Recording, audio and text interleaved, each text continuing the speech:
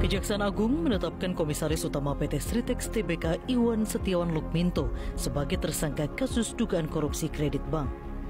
Menarik untuk mencermati kasus Sritex yang beberapa waktu ini dipanggil oleh pihak Kejaksaan Agung, bahkan pimpinannya pun ditangkap oleh Kejaksaan Agung. Keadilan seringkali ibarat kereta yang selalu nyaris terlambat, karena bagi saya ada pertanyaan penting sebagaimana yang pernah saya sampaikan dalam podcast. Sebenarnya apakah pilot atau filismen terordening bangkrutnya satu korporasi, satu perusahaan karena alasan hukum tertentu itu memang natural judicial proses yang normal-normal saja, atau ada anomy of success, ada sukses yang justru dianggap melanggar hukum. Ini memang situasi paradoks ya. Dalam konteks legal business, satu perusahaan sudah dinyatakan secara hukum dia bangkrut, tidak mampu memenuhi kewajibannya. Sesungguhnya seberapa besar kebangkrutan yang terjadi itu sehingga perusahaan untuk mengalami kolaps? Nah,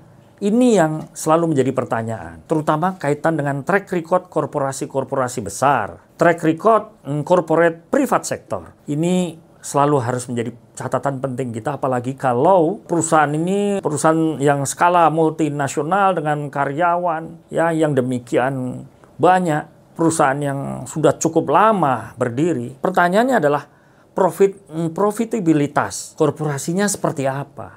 Kan bisa diaudit termasuk audit investigatif. Seberapa besar kekayaan bersihnya? Seberapa besar pemasukannya? Seberapa besar pengeluarannya? Nah, ini yang selalu menjadi pertanyaan. Sejauh mana audit kekayaan perusahaan korporasi besar itu ketika dinyatakan ini sebagai suatu yang bangkrut? Nah, ini yang juga perlu investigasi melacak.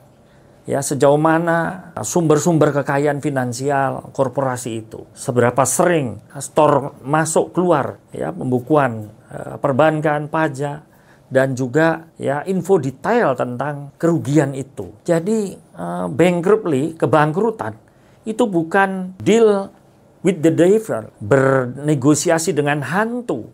Kan bisa dilacak apakah kepailitan itu memang yang saya katakan tadi natural judicial process, putusan pilot itu normal-normal saja atau justru menyimpan skema yuridis yang menimbulkan persoalan. Seberapa benar putusan pilot itu dalam konteks hukum publik, karena bagaimanapun ini pasti memiliki risiko yang besar, tidak hanya terhadap masyarakat tapi juga terhadap negara. Bisa saja keputusan pilot itu kalau dilacak skemanya bisa menimbulkan persoalan-persoalan kerugian, kerugian negara, kerugian perekonomian negara. Nah, hal-hal semacam inilah pada penanganan kasus Sritex oleh Kejaksaan Agung pastinya harus menunjukkan arah penegakan hukum yang jelas. Saya berharap sekali lagi tidak ada deal with the devil, bernegosiasi dengan hantu. Seolah-olah apa yang terjadi dari proses bangkrut sampai kemudian perumahan beberapa karyawan, kemudian tiba-tiba tidak berapa lama dari putusan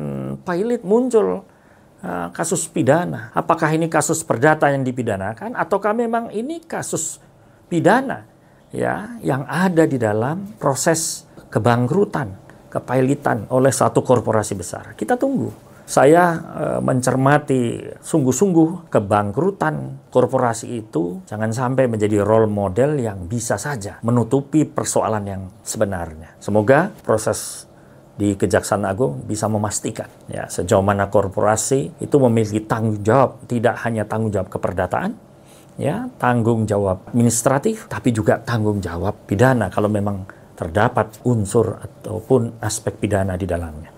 Apa yang disebut dengan corporate crime. Nah, semoga ini tidak terjadi. Sampai jumpa, FB Legal Voice.